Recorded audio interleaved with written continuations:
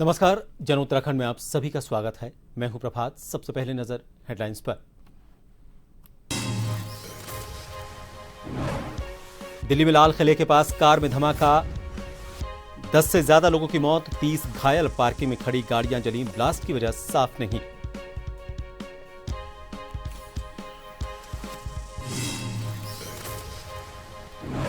CM Dhami Gairsain में रजत जयंती पर कार्यक्रम में हुए शामिल, राज्य आंदोलनकारियों के परिजन का किया सम्मान।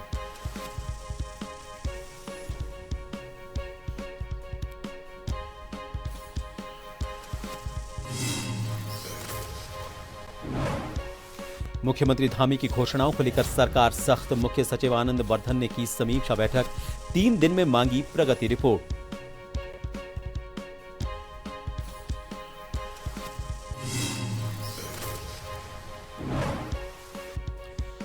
उत्तराखंड में मनाई जा रही रजत जयंती, पर्यटन विभाग ने किया भव्य आयोजन, मुख्यमंत्री धामी ने दी नई ऊंचाइयों तक पहुंचने की शुभकामनाएं।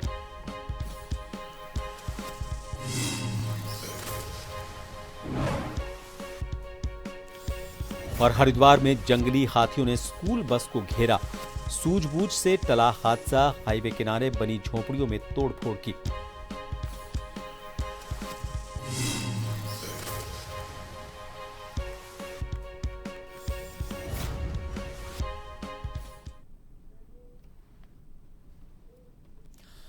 उत्तराखंड राज्य गठन की रजत जयंती के अवसर पर ग्रीष्मकालीन राजधानी गैरसैंण में 2 दिवसीय भव्य समारोह का आयोजन किया गया। इस अवसर पर मुख्यमंत्री पुष्कर सिंह धामी ने कार्यक्रम में शिरकत की और राज्य आंदोलन के शहीदों को श्रद्धांजलि अर्पित करते हुए आंदोलनकारियों को शॉल उड़ाकर सम्मानित किया। मुख्यमंत्री ने इस दौरान जनपद की 142 करोड़ 25 लाख रुपए की विकास योजनाओं का लोकार्पण और शिलान्यास किया। इनमें 43 करोड़ 63 लाख की 27 योजनाओं का लोकार्पण और 98 करोड़ 62 लाख रुपए की 33 योजनाओं का शिलान्यास शामिल है। कार्यक्रम स्थल पर मुख्यमंत्री ने विभिन्न विभागों द्वारा लगाए गए प्रदर्शनी स्टॉल्स का अवलोकन किया और खेल, शिक्षा, कृषि समेत कई क्षेत्रों में उत्कृष्ट कार्य करने वालों को सम्मानित किया। इस मौके पर आईटीबीपी, आईआरबी, नागरिक पुलिस, होमगार्ड, महिला आरक्षी और एनसीसी की टुकड़ियों ने शानदार रैतिक परेड का प्रदर्शन किया, जिसका मुख्यमंत्री ने निरीक्षण किया।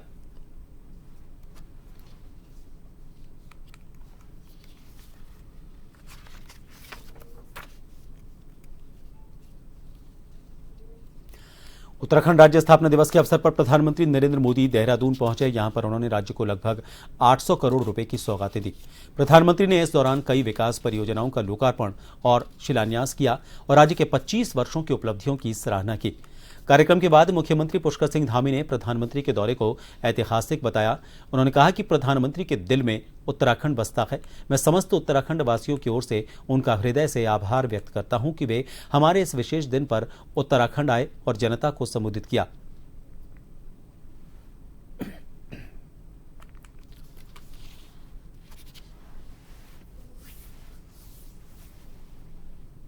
मैं सबसे पहले तो आदरणीय प्रधानमंत्री जी का सभी उत्तराखंड वासियों की ओर से आभार व्यक्त करता हूं, उनका धन्यवाद करता हूं कि वो हमारे इस विशेष दिन राज्य स्थापना की रजत जयंती के अवसर पर हम सब के बीच में आए। उन्होंने संपूर्ण प्रदेशवासियों को संबोधित किया और राज्य ने जो उल्लेखनीय उपलब्धियां हासिल की हैं उसके लिए हम सबका प्रोत्साहन भी किया और हमारे सामने भविष्य की एक तस्वीर रेखांकित की, एक विजन भी दिया जिस पर सभी उत्तराखंड वासियों को आगे काम करना है। लोहाघाट के चंपावत जिले के पर्यटन का प्रमुख आकर्षण कोरी ढेक झील इन दिनों देश विदेश से आए पर्यटकों से गुलजार है। झील की खूबसूरती और नौकायन का आनंद लेने के लिए बड़ी संख्या में लोग यहां पर पहुंच रहे हैं। पर्यटकों की बढ़ती तादाद से झील में नौका संचालन करने वाले युवाओं के चेहरे पर भी रौनक लौट आई है, क्योंकि उन्हें अच्छा रोजगार मिल रहा है। देश के विभिन्न हिस्सों से आए पर्यटकों ने नौकायन का आनंद उठाते हुए झील और लोहाघाट की प्राकृतिक सुंदरता की जमकर सराहना की। पर्यटकों का कहना है कि झील परिसर में बच्चों के मनोरंजन के साधन, खाने पीने के लिए अच्छे रेस्टोरेंट और आरामदायक बैठने की व्यवस्था की जानी चाहिए, ताकि पर्यटक यहां ज्यादा वक्त तक रुकें और स्थानीय युवाओं को भी रोजगार मिल सके।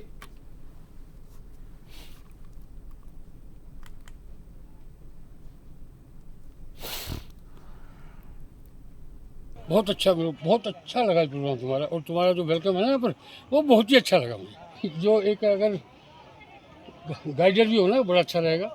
जो हमारे साथ है ना, जो हम जानते नहीं इतना, अब हम चला रहे हैं पैदल से, अब अकेला बुढ़ा आदमी थक जाएगा, तो एक गाइडर हो ना साथ में, तो ज़्यादा बेहतर होता है। तो लगी आपको? बहुत अच्छा लगा। तो आगे और आना चाहेंगे? आऊँगा मैं, 100% आऊँगा। जो बहुत अच्छा लगा है। मेरी मिसेज भी आई है मेरे साथ, वो भी कह रही है कि फिर आएंगे हम यहाँ पर। ठीक। बहुत अच्छा माहौल है आज, देखो सारे बोटें हमारी चली हैं। दूसरा, सिंचाई विभाग का बहुत बहुत धन्यवाद, और डीएम साहब का बहुत बहुत धन्यवाद करना चाहते हैं, जिसने वो सुलभ शौचालय खुल गया है, उससे भी पर्यटकों को सुविधाएं हो रही हैं। आपको पता ही है सर, मैं ये मुद्दे हमारे रहते ही हैं। सुविधाएं जैसे बैठने के लिए टीन सेट, लोगों हमारे लिए टिकट काउंटर, और लोगों के लिए कुछ ऐसा रिफ्रेशमेंट के लिए कुछ नहीं है यहाँ पे। जैसे लोग कुछ किसी को चाय पानी या कुछ लेना है तो वो यहाँ पे सुविधा नहीं मिल पाती है। इसके लिए हमने सिंचाई विभाग में कई बार बोला कि सर हमें एक फूड स्टॉल लगाने की अनुमति दी जाए, तो वहाँ से हमें अनुमति नहीं मिल पाती है। इस वजह से थोड़ा ये परेशानी हो रही है पर्यटकों को। जहां एक तरफ पूरा प्रदेश राज्य गठन की 25वीं वर्षगांठ को रजत जयंती उत्सव के रूप में मना रहा है, वहीं प्रदेश कांग्रेस ने इस अवसर पर 3 दिवसीय प्रदर्शनी का आयोजन किया। इसमें भाजपा सरकार की नाकामियों और कांग्रेस की उपलब्धियों को प्रदर्शित किया जा रहा है। इस पर राज्यसभा सदस्य नरेश बंसल ने कांग्रेस पर कड़ा प्रहार किया।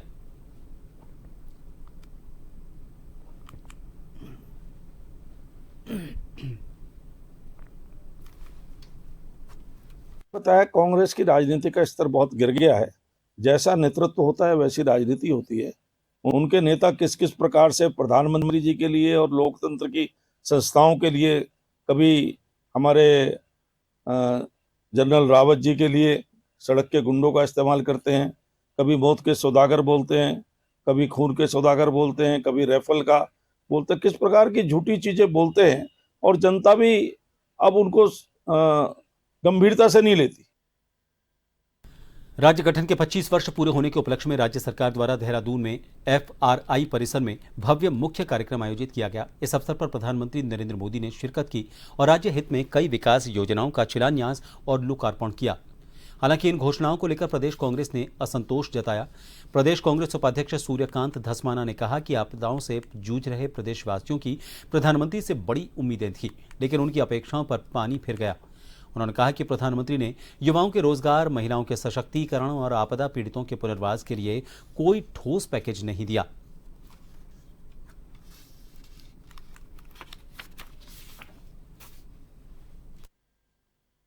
वही दोबारा जुमलेबाजी। 8,000 करोड़ रुपए में आपने जमरानी बांध तो पहले से चल रहा है जनाब, सौंग नदी की परियोजना तो पहले से चल रही है जनाब। हमारे तमाम वो योजनाएं जो पहले से ही गतिमान है, उनके लिए बजट एलोकेशन पहले से ही हो रखा है, उनको शामिल करके 8,000 करोड़ रुपए की आप उसको घोषणा कर रहे हैं। 62 में उसमें से किसानों का जो आप निधि दे रहे हैं वो भी शामिल है।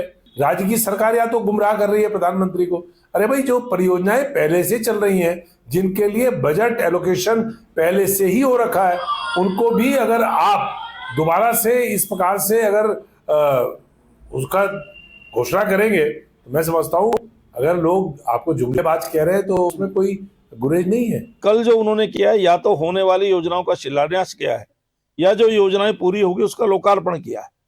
लोकार्पण तभी होता है जब योजना हो जाती है, और शिलान्यास तब होता है, तब प्रारंभ होता है। तो इसलिए वो कौन सी 2013 तक थी, 14 में तो 11 साल हो गए नरेंद्र मोदी जी की सरकार आए। यूपीए की सरकार की कौन सी योजना ऐसी है जिसका यूपीए में पूरी हो गई थी और लोकार्पण मोदी जी ने किया है? झूठ की राजनीति अब नहीं चलती है। यूपीए के जिस समय यहाँ हरीश रावत जी की सरकार थी, तब प्रधानमंत्री नरेंद्र मोदी जी यहाँ आए थे और ऑल वेदर रोड का उन्होंने शिलान्यास किया था। तो बहुत पीछे छूट गए हैं वो। 2 लाख करोड़ की योजनाएं परियोजनाएं चल रही है। इसलिए केवल वक्तव्य देकर के सरकार को, जनता को भ्रमित करना, ये अब चलता नहीं है। जनता सब जानती है। रुकेंगे एक ब्रेक के लिए, देखते रहिए जन टीवी।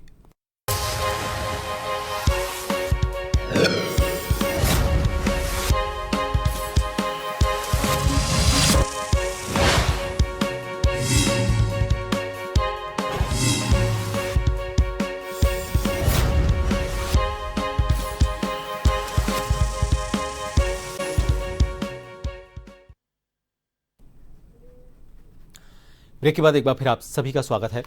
उत्तराखंड राज्य स्थापना की रजत जयंती के अवसर पर वीर शहीद केसरी चंद राजकीय स्नातकोत्तर महाविद्यालय डाकपत्थर में राष्ट्रीय सेवा योजना द्वारा 1 दिवसीय रक्तदान शिविर का आयोजन किया गया। इस अवसर पर छात्रों और शिक्षकों ने बढ़ चढ़कर हिस्सा लिया और समाज को सेवा और एकता का प्रेरक संदेश दिया। राज्य स्थापना दिवस की 25वीं वर्षगांठ पर आयोजित इस विशेष कार्यक्रम में महाविद्यालय के छात्र छात्राओं और प्राध्यापकों ने उत्साहपूर्वक रक्तदान किया। शिविर के दौरान कुल 55 यूनिट रक्त इकट्ठा किया गया। रक्तदान करने वाले सभी प्रतिभागियों को मेडल देकर सम्मानित किया गया।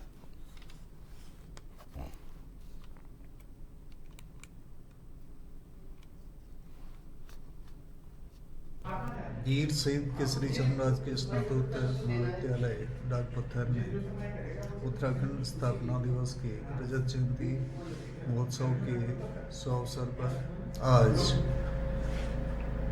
महाविद्यालय की राष्ट्रीय सेवा योजना यूनिट एवं वीरा फाउंडेशन के संयुक्त तत्वाधान में रक्तदान शिविर का आयोजन किया गया और इसमें लगभग 150 से अधिक छात्र छात्राओं ने पंजीकरण कराया और 55 छात्र छात्राओं ने रक्तदान दिया। 55 यूनिट रक्तदान कलेक्ट किया। आज उत्तराखंड की रजत जयंती के अवसर पर एनएसएस के द्वारा 1 दिवसीय रक्तदान शिविर का आयोजन किया गया था, जिसमें सभी छात्र एवं छात्राओं ने बढ़ चढ़ करके हिस्सा लिया और लगभग 55 यूनिट रक्त एकत्रित हुआ है।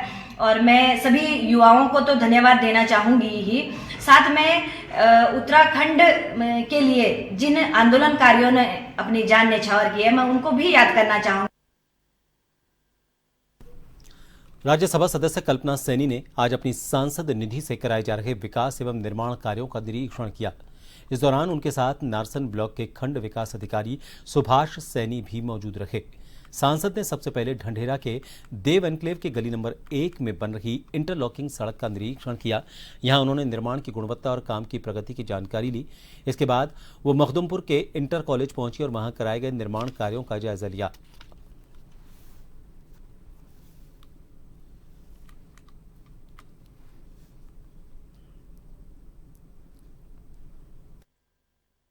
मैंने अपने यहाँ के नागरिकों से बात की, वो पूर्णतः संतुष्ट हैं। मैंने भी देखा कार्य अच्छा हुआ है और मैं यही देखने भी आई थी कि जो धनराशि मैंने कार्य के लिए दी है वो जमीन पर लगी है या नहीं। मैंने उसे मानकों के अनुरूप पाया। कार्यदायी संस्था यहाँ की ब्लॉक था, ब्लॉक के अधिकारी भी मेरे साथ हैं। मैं उनको भी आभार व्यक्त करती हूँ। उनकी निगरानी अच्छी थी, कार्य अच्छा हुआ। जिस भी ठेकेदार ने ये कार्य किया होगा उसने कार्य अच्छा किया है, सारे गली वाले संतुष्ट हैं, तो मैं उसका भी आभार व्यक्त करती हूँ। काशीपुर के राधे हरि राजकीय स्नातकोत्तर महाविद्यालय में परीक्षा के दौरान छात्र और प्रोफेसर के बीच विवाद हो गया। देखते ही देखते ये मारपीट में बदल गया। बाद में छात्र संघ पदाधिकारियों के हस्तक्षेप और प्रोफेसर द्वारा माफी मांगने के बाद मामला शांत हो सका। जानकारी के अनुसार कॉलेज के विज्ञान विभाग में आंतरिक परीक्षाएं चल रही थी। इसी दौरान प्राध्यापक अर्चना तोमर परीक्षा कक्ष में ड्यूटी पर थी। उनका आरोप है कि बीए 5वें सेमेस्टर का एक छात्र बार बार परीक्षा कक्ष में आकर अवरोध पैदा कर रहा था। उन्होंने इस बात की शिकायत गणित विभाग के प्राध्यापक विभोर तोमर से की। इस पर विभोर तोमर ने छात्र को रोकते हुए टोका, लेकिन छात्र ने उन्हें अपशब्द कहे और धमकाया। इसके बाद दोनों के बीच विवाद बढ़ गया। घटना का वीडियो सोशल मीडिया पर वायरल होते ही कॉलेज के छात्र आक्रोशित हो गए। छात्र संघ अध्यक्ष जतिन शर्मा अपने समर्थकों के साथ मौके पर पहुंचे, जिसके बाद कॉलेज परिसर में तनाव का माहौल बन गया। आखिरकार प्रभारी प्राचार्य डॉक्टर अनुराग अग्रवाल की मौजूदगी में प्रोफेसर विभोर तोमर द्वारा माफी मांगने के बाद मामला शांत हुआ।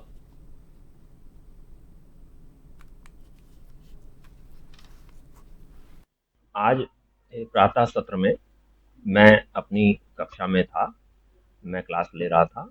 मेरे संज्ञान में मामला लाया गया कि एक छात्र जो कि बीए 5th सेम का है और एक प्राध्यापक जो कि गणित विभाग से संबंधित है, उनके मध्य बहुत ही ज़्यादा विवाद हो गया है। आप तुरंत चले आइए। क्योंकि प्राचार्य जी शासन में गई हुई हैं, तो मैं यहाँ प्रभारी प्राचार्य के रूप में जब यहाँ मौजूद हुआ तो मैंने पाया कि दोनों के बीच जो विवाद था वो अत्यंत ही दुर्भाग्यपूर्ण था। क्योंकि विवाद हुआ है तो प्रशासन के रूप में महाविद्यालय का ये दायित्व है कि इस तरह की अप्रिय घटनाएं कभी भी किसी भी रूप में, किसी भी परिस्थिति में दोबारा ना हो, भविष्य में ना हो, इसको रोकने के लिए जैसे ही हमारी प्राचार्य महोदय आती हैं, कल संभवतः मुख्यालय में आ जाएंगी शासन से, तो हम इस संबंध में उचित कार्यवाही करेंगे, जिससे कि इस तरह के विवाद उत्पन्न ही ना हो। चंपावत जिले के लोहाघाट उप जिला चिकित्सालय में लंबे समय से खाली पड़े बाल रोग विशेषज्ञ के पद पर आखिरकार 3 साल बाद डॉक्टर ज्ञान प्रकाश की तैनाती हो गई। बाल रोग विशेषज्ञ की तैनाती से क्षेत्र की जनता को बड़ी राहत मिली है। कार्यभार संभालने के बाद डॉक्टर ज्ञान प्रकाश ने कहा कि उनकी पहली प्राथमिकता ये रहेगी कि किसी भी बच्चे या नवजात शिशु को बाहर रेफर न करना पड़े, बल्कि लोहाघाट अस्पताल में ही उसका पूरा इलाज हो। उन्होंने बताया कि मौसम परिवर्तन के चलते इन दिनों बच्चों में बुखार, सर्दी, खांसी और जुकाम जैसी बीमारियां बढ़ रही हैं।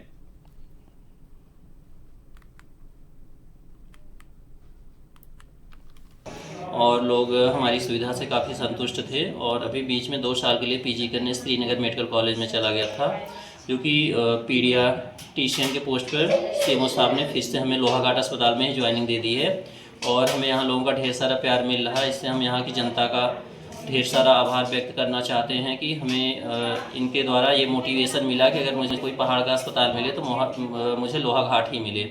और आजकल की जैसे यहाँ पे ढेर बच्चों की संख्या ज़्यादा है, स्कूल भी ढेर सारे हैं लोहाघाट क्षेत्र में, तो मौसम बदलने के साथ साथ में बच्चों में खांसी, जुकाम और ठंड लगने की पेशेंट ज़्यादा आ रहे हैं। रामनगर शहर के मोहल्ला गूलरघट्टी क्षेत्र में ड्रग्स विभाग की टीम ने अवैध रूप से बेची जा रही दवाइयों के खिलाफ अचानक छापा मारकर कार्रवाई की। विभाग की कार्रवाई की भनक लगते ही इलाके में हड़कंप मच गया। कई मेडिकल स्टोर संचालक अपनी दुकानें बंद कर मौके से फरार हो गए। जानकारी के अनुसार औषधि निरीक्षक अर्चना के नेतृत्व में की गई इस कार्रवाई के दौरान 3 मेडिकल स्टोर का निरीक्षण किया गया। जांच में एक मेडिकल स्टोर पर भारी अनियमितताएं पाई गईं, जिसके चलते इसका लाइसेंस निलंबन के लिए संस्तुत किया गया। वहीं 2 अन्य मेडिकल स्टोर संचालकों को स्पष्टीकरण देने के निर्देश दिए गए हैं।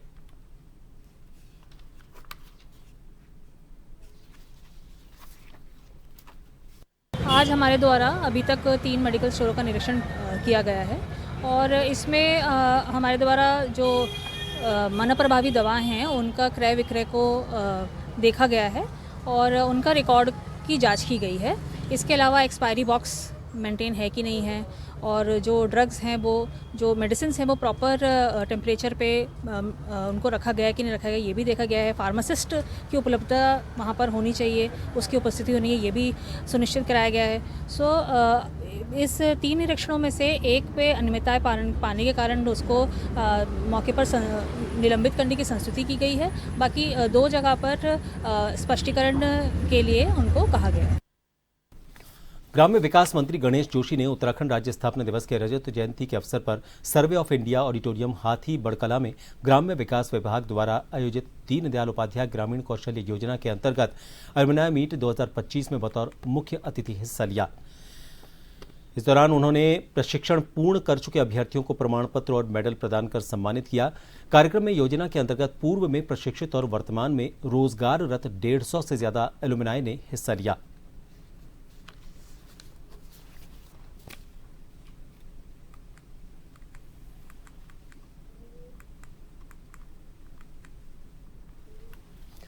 रानी पोखरी न्याय पंचायत के ग्राम सभा बड़कोट में दूसरी खुली बैठक का आयोजन किया गया, जिसमें राजस्व, समाज कल्याण जैसे महत्वपूर्ण विभागों के अधिकारी और कर्मचारी नहीं पहुंचे। ग्राम पंचायत सदस्य ने बताया कि पहली बैठक का बहिष्कार इसी कारण किया गया था कि उसमें कई विभागों के अधिकारी नहीं पहुंचे और आगामी बैठक 10 तारीख को प्रस्तावित की थी। इस बार भी राजस्व, समाज कल्याण जैसे महत्वपूर्ण विभागों के आधिकारिक कर्मचारियों के न पहुंचने के कारण पंचायत सदस्यों में नाराजगी दिखाई दी।